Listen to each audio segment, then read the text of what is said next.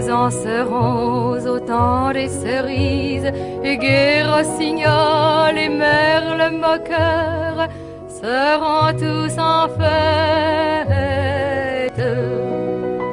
Les belles auront la folie en tête, et les amoureux du soleil au cœur. Quand nous en serons au temps des cerises, sifflera bien mieux le merle moqueur. Mais il est bien court le temps des cerises, où l'on s'en va de cueillir en rêvant des pendants d'oreilles.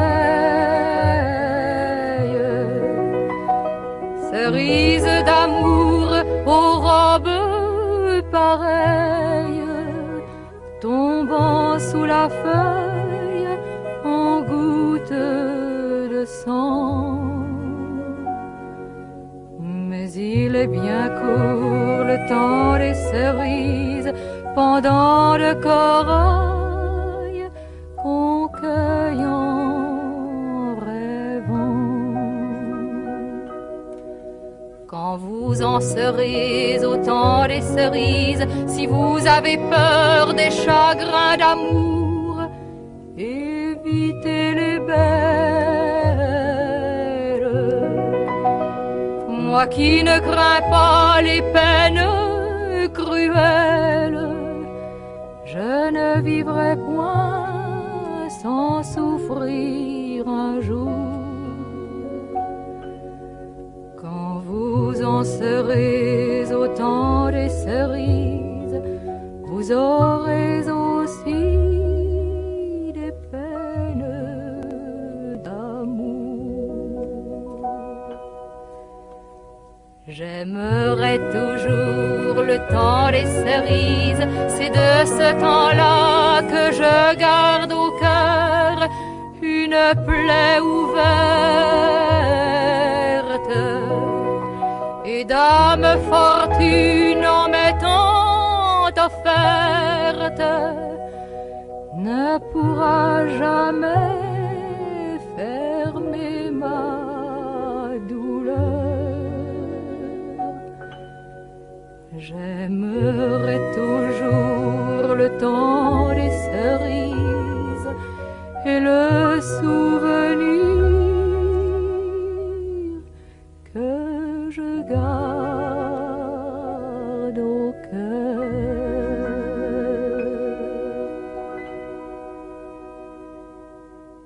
Allô Supente, la station des Rapins, sans foi, sans loi et sans crevette, l'émission à Racaille qui sera consacrée, pour sa partie artistique, à une visite au musée d'art moderne, pour une collection magnifique du docteur Girardin, un chirurgien dentiste, c'est étonnant.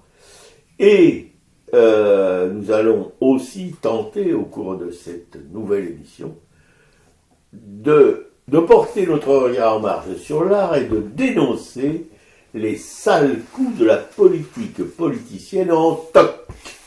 Bonjour à tous, vous pouvez nous mettre un petit mot sur mon mail piquecou@free.fr ou directement via notre blog artracaille.fr.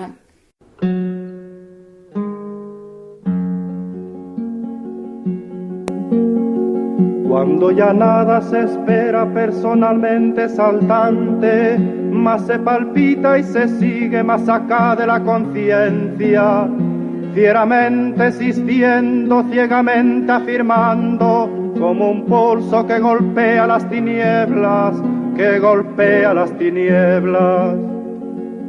Cuando se miran de frente los vertiginosos ojos claros de la muerte, se dicen las verdades, las bárbaras, terribles, amorosas crueldades, amorosas crueldades. Poesía para el pobre, poesía necesaria como el pan de cada día, como el aire que exigimos 13 veces por minuto para ser y en tanto somos, dar un sí que glorifica. porque vivimos a golpes, porque apenas si nos dejan decir que somos quien somos. Nuestros cantares no pueden ser sin pecado un adorno. Estamos tocando el fondo, estamos tocando el fondo. Maldigo la poesía concebida como un lujo cultural por los neutrales, que lavándose las manos se desentienden y evaden. Maldigo la poesía de quien no toma partido, partido hasta mancharse. Hago mía las faltas, siento en mí a cuanto sufren y canto respirando. Canto y canto y cantando más allá de mis penas personales. Me ensancho, me ensancho. Quiero daros vida, provocar nuevos actos y calculo por eso con técnica que puedo. Me siento un ingeniero del verso y un obrero que trabaja con otros a España en sus aceros. No es una poesía gota a gota pensada, no es un bello producto, no es un fruto perfecto. Es lo más necesario, lo que no tiene nombre, son gritos en el cielo y en la tierra son actos. Porque vivimos a golpes, porque apenas si nos dejan decir que somos quien somos. Nuestros cantares no pueden ser sin pecado un adorno.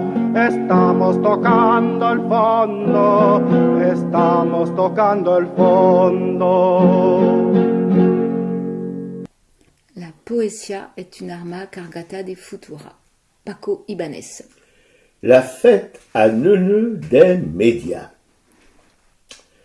En édition spéciale depuis les déconnades du grand et du petit Satan qui bombardent l'Iran à s'en épuiser les stocks de munitions, mais qui s'en foutent les ducons la joie de ces deux bleds, un tout grand et un tout petit, dirigés par des crétins congénitaux, tous deux immenses dans la plus crasse des conneries.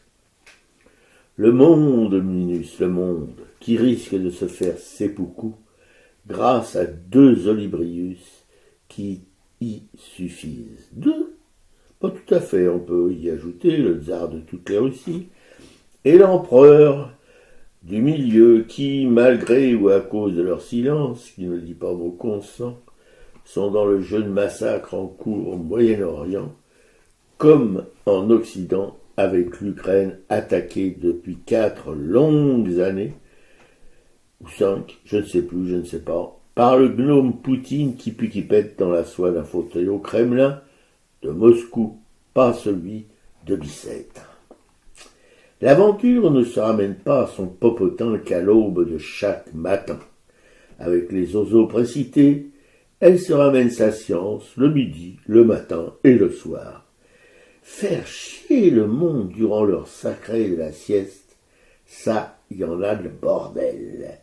Mais pour les inhumains qui sont aux commandes de cet Armageddon nouveau, leur inculture crasse ignore le sacré. Alors restent les automobilistes des pays les plus gâtés par la richesse, qui font des magnes invraisemblables à cause de la pénurie en hydrocarbures, qui font tourner les moulins de leurs caisses. Les grandes vacances, demain, sans essence dans les bagnoles? La révolution est en marche. Pieds au plancher, les shooter les bouchons de départ et de retour des plages de l'Atlantique et de la Méditerranée.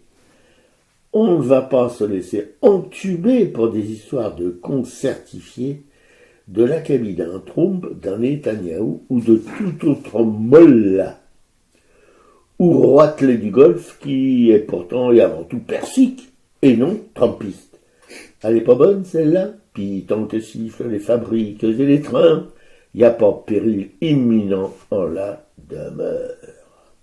Puis moi, j'aime le musical et là, nous sommes en plein dedans, qui déploie ses faces et ses couleurs aux 4 coins de l'horizon, crucifiés sur l'autel du pognon. Le Christ des chrétiens, c'était une croix de bois, plus écolo. Et l'écologie, le voilà l'avenir de la femme, de l'homme et des petits pois en conserve. J'aime les petits pois en boîte, plus que ceux cueillis la veille, qui sont assez difficiles à faire cuire. Oui, pas la peine de me le rappeler, je ne prends pas assez la mesure de ces accidents de l'histoire. Qu'est ce tabassage en règle d'un pays de 90 millions d'humains qui ont la même fragilité que tout ce qui respire sur cette terre pas très aimable et au sourire jaune cacadois quand on ne marche pas comme ce galénacé. Nous avons ici, en France française, un ramassis de godelureaux en chemise brune qui ne font pas très sympathiques dans le paysage. Bien la peine d'avoir coupé Cabèche à la royauté et que le peuple se soit soulevé pour une révolution émancipatrice, pour nous retrouver aujourd'hui confrontés à cette piétaille fasciste qui pue, qui pète en prenant son cul pour une trompette de la renommée, pourtant bien mal embouchée. Un de mes copains d'enfance s'est essayé toute sa vie à souffler dans une trompette à piston. Une obstination sidérante pour un résultat peu convaincant. Pour dire que jouer de la trompette n'est pas à la portée de n'importe qui. Capitole est le nostalgique du troisième Reich millénaire. Je suis pas certain que le message passe, mais j'essaye. Ma culture historique sur la dernière occupation de notre patelin par les hordes germaniques me tourneboule tellement que je pourrais, si je n'avais pas une tête d'hydrocéphale, devenir dingo. Éradiquer sans remords ni prise de caboche 6 millions d'êtres humains de confession hébraïque d'Europe pourraient le temps et les témoins retournant à la poussière, sembler si incroyablement atroce aux générations futures que le doute pourrait leur bouffer la mémoire. Quand un épandeur d'andouille, Bardella, sa cheftaine, la Le Pen, et leurs millions d'électeurs se ramènent sans vergogne dans nos villes et nos campagnes, aux armes, citoyens, formez vos bataillons et marchons sus à ces haillons d'humanité. Foutons-leur nos godillots dans le cul et éjectons-les de nos sillons, tas de cochons, comme nous murmurions enfants, quand nous chantions la Marseillaise, avec la chorale de notre école laïque, gratuite et obligatoire, sans oublier républicaine. Vague rétro Satanas, un vieux débris de catéchisme judéo-chrétien qui me tient par la barbe du chef. Alors moi, je vais parler rapidement quand même toujours d'Israël, en rappelant, avec une lettre ouverte en fait à la hiérarchie militaire qui a été rendue publique lundi 16 mars. Le Monde a rapporté ce fait. Ce sont 4 anciens hauts gradés israéliens qui sont membres de commandants pour la sécurité d'Israël. Donc c'est le plus grand groupe israélien d'anciens généraux de l'armée, du Mossad, du Shin Bet, de la police et des corps diplomatiques équivalents, qui avait alerté 6 mois plus tôt, qui dénonce la violence et le terrorisme juif qui n'ont cessé de s'intensifier depuis, devenant un phénomène quotidien, permanent et terrifiant. Et ça, c'est suite à ce qui s'est passé en Cisjordanie, où une famille a été tuée. Les auteurs pointent une violence systémique visant la colonisation du territoire. Voilà ce qu'ils disent. Il ne s'agit pas ici de quelques émeutiers ou de mauvaises herbes. Ces actes de violence s'appuient sur un système organisé comportant plusieurs niveaux hiérarchiques institutionnels. Ce système a des objectifs clairs, vider de larges zones de toute présence palestinienne par le biais de menaces, d'atteintes graves à la vie et aux biens, ainsi que d'émeutes et de pogroms purs et simples, écrivent-ils. C'est le terme pogrom là qu'il faut vraiment retenir, quoi. Oui, parce que ce terme-là employé par des anciens hauts gradés de l'armée israélienne, cette armée évidemment morale, la plus morale du monde, d'après ce qu'ils disent en tout cas, voilà. C'est vraiment... et puis de qualifier aussi de terrorisme ces actes parce que là, on parle d'une famille qui est aimée depuis. Il y a 5 ou 6 Palestiniens d'un petit village qui ont été aussi tués Oui, avec des M16. En plus, c'est précisé par un témoin la nuit. Il y avait 200 terroristes israéliens qui leur sont tombés dessus, qui ont gazé, qui ont mitraillé, etc. Donc il y a même un de ces morts qui est mort par asphyxie à cause des gaz lacrymogènes. Voilà. Oui, Donc ils ne devaient pas y aller de main morte. Ouais, ils sont soutenus par l'armée. Il y a aussi des Palestiniens qui s'enfuient parce que c'est le but, effectivement, c'est de nettoyer, de faire partir les Palestiniens par quelque moyen que ce soit, quoi. Voilà, mais aussi des militaires qui sont tués par ces terroristes israéliens. Parce que là aussi, c'est là où les militaires commencent à renifler dur. C'est qu'il y a des militaires israéliens qui sont tués par ces terroristes. Voilà. Et sinon, ouais. Donc voilà. Sinon, alors, du coup, je vais mettre aussi sur le blog une pétition qui circule, qui est très importante, qui est pour faire stopper l'accord d'association entre l'Europe et Israël, qui permet à Israël d'avoir des tarifs douaniers très avantageux. Et vraiment, cet accord a déjà été discuté à Bruxelles. Si on pouvait mettre fin à cet accord, l'économie israélienne quand même en prendrait un sacré coup et ça serait quand même délégitimer une partie de ce qu'elle fait, quoi. Donc ce serait quand même vraiment important que cet accord prenne fin, quoi.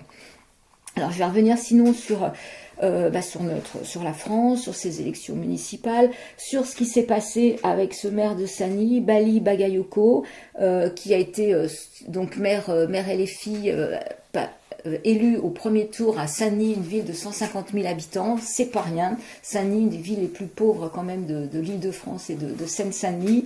Et France, voilà. On peut y aller carrément. Donc ce maire en fait a été tout de suite la proie d'agressions verbales sur les plateaux télé. Pas la proie, la victime. La victime d'agressions verbales sur les plateaux télé. Il a été interviewé par plusieurs presses et on a fait circuler des rumeurs sur les réseaux d'extrême droite comme quoi il aurait dit que Sani était la ville du peuple noir, ce qui est absolument une aberration. C'est pas du tout ça. En fait, ce maire avait dit que quand il a été élu le soir de la victoire, il avait repris une phrase d'un poète et résistant qui s'appelle Jean Marcenac, qui disait que Sani était la ville des rois morts et du peuple vivant. Et en fait, volontairement, les journalistes n'ont pas creusé. Et quand même Apolline de Malherbe, quand elle a repris, vous avez dit que c'est la ville du peuple noir, en fait, ça veut dire qu'il n'y a eu aucune vérification des sources. Donc on a repris en boucle ce qui avait été dit, donc des rumeurs. Donc il y a les personnels de l'éducation nationale de la ville de Sani qui lancent aussi une pétition parce qu'en 48 heures, il y a eu des tas de rumeurs qui ont été lancées contre ce maire, selon même lesquels des trafiquants de drogue auraient appelé à voter pour Bali Bagayoko. Donc c'était repris comme ça un peu partout dans la presse d'extrême droite, sur le plateau de RMC, et naturellement, à aucun moment, il y a des animateurs qui reprennent et qui recadrent, c'est-à-dire qu'on laisse déverser systématiquement du tout et du n'importe quoi. Donc en fait, ce que ça signifie surtout, c'est que là, on est quand même. Il y a un très bon article dans Télérama qui montre qu'en fait, ça, c'est pas anecdotique, c'est-à-dire qu'on est quand même dans un racisme décomplexé. On n'hésite pas, voilà. Et ça, c'est quand même très significatif, quoi. Et quand, à l'inverse ou à contrario ou je sais pas quoi, quand une journaliste très sérieuse et très compétente sur France Info qui s'appelle Nathalie Saint-Cric a le malheur, je dis bien le malheur, de murmurer à propos de Ciotti, je le qualifier de Benito Ciotti, alors là, ça fait aller virer sur le champ de l'émission, elle est mise au cachot pendant une semaine. Non mais, pour une fois qu'une journaliste dit ce qu'elle pense, et elle a le droit moi, à mon avis, elle a le droit de le dire. Les journalistes ne sont pas des emmurés vivants. Ils ont le droit de parler, de dire leur ressenti. Et ben là, par contre, la sentence ne se fait pas attendre. Donc, on pourrait quand même si on n'est pas tordu comme je le suis, on pourrait quand même imaginer que le contrôle des médias par leurs instances supérieures ou étatiques est un petit peu quand même, il n'est pas tout à fait le même, quoi. Voilà. quand l'extrême droite dit ces grosses conneries à longueur d'antenne, il n'y a personne pour leur remonter les bretelles. Mais quand une journaliste de valeur, je répète, parce que c'est la... Oui, je crois que Nathalie Saint-Cricq qui est la rédactrice en chef du service info sur justement France Info, voilà. Non mais, voilà, c'est tellement nous prendre pour des cons qu'on peut quand même de temps en temps se sentir un petit peu pris, de traviole. Voilà.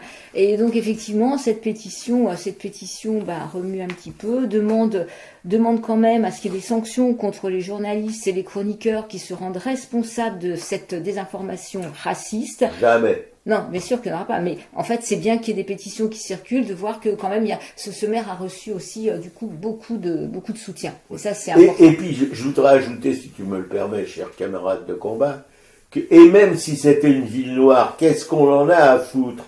Quelle est la différence entre un noir et un blanc? C'est seulement la couleur.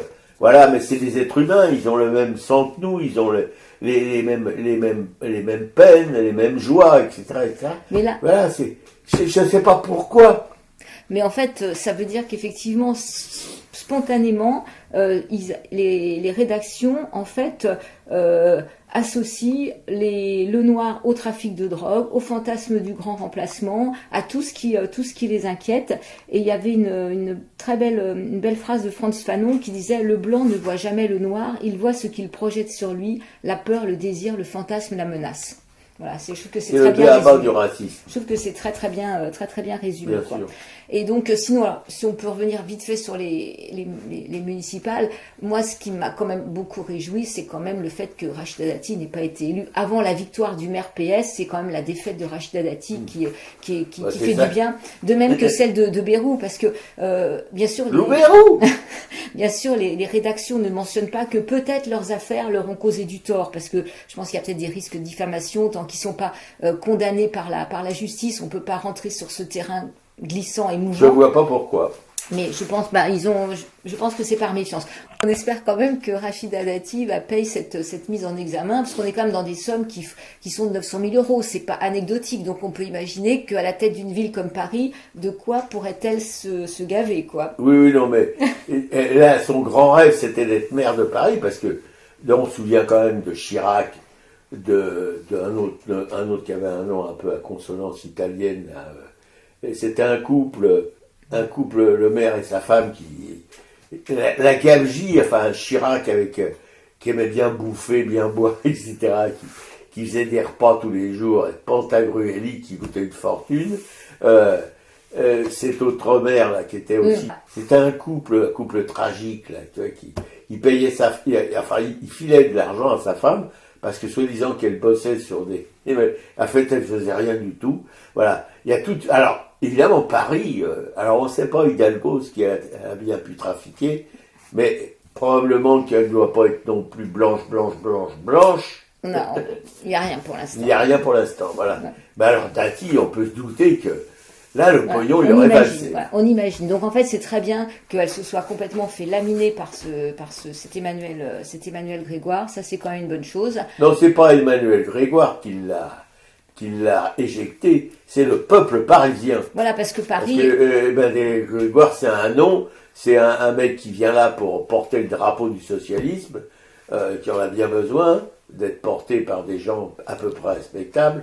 Mais c'est pas du tout respectable, on verra ce qu'il fait. C'est comme quelqu'un qui n'avait pas voulu faire d'alliance avec LFI non plus, qui s'était méfié. Alors, de ce côté-là, il n'est pas très respectable. Tout ça, on verra ce que ça donne. Ouais. En tout cas, voilà, la défaite de Dati, la défaite de Bérou reste des bonnes choses.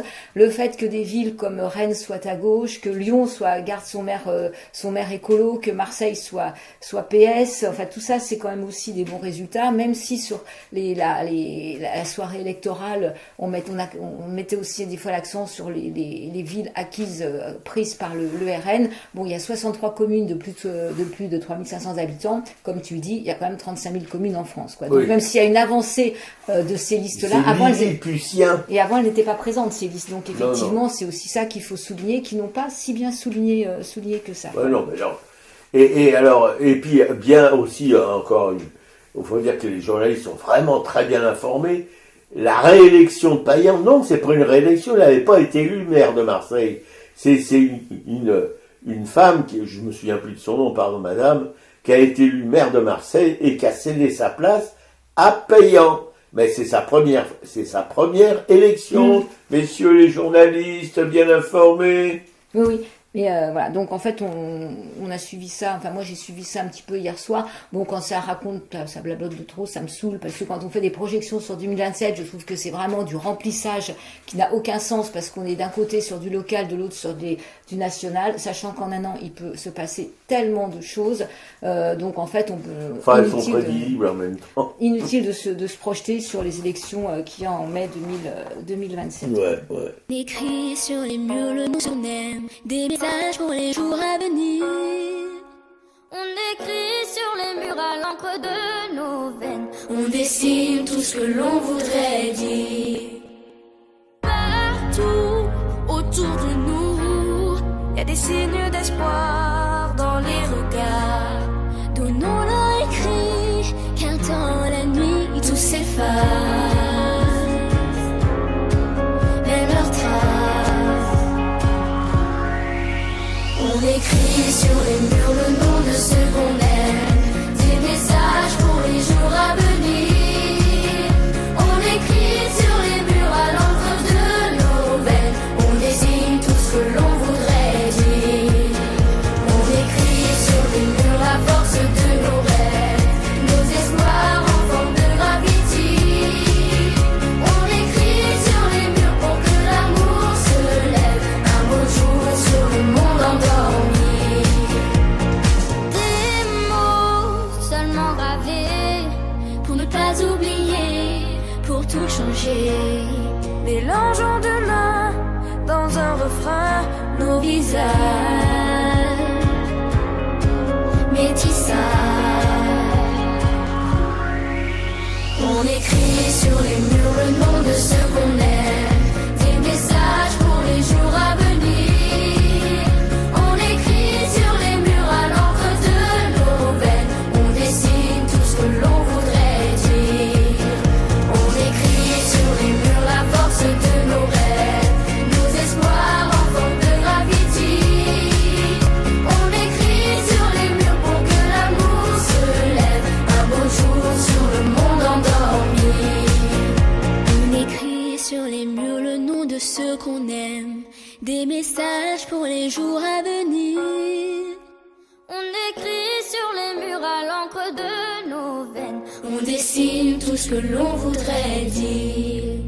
On écrit sur les murs le nom de ceux qu'on aime, des messages pour les jours à venir. On écrit sur les murs à l'encre de nos veines, on dessine tout ce que l'on voudrait dire. On écrit sur les murs la force de nos rêves, nos espoirs en forme de graffiti. On écrit sur les murs pour que l'amour se lève, un beau jour sur le monde endormi.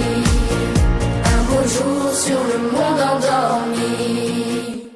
On écrit sur les murs, chorale des United Kids.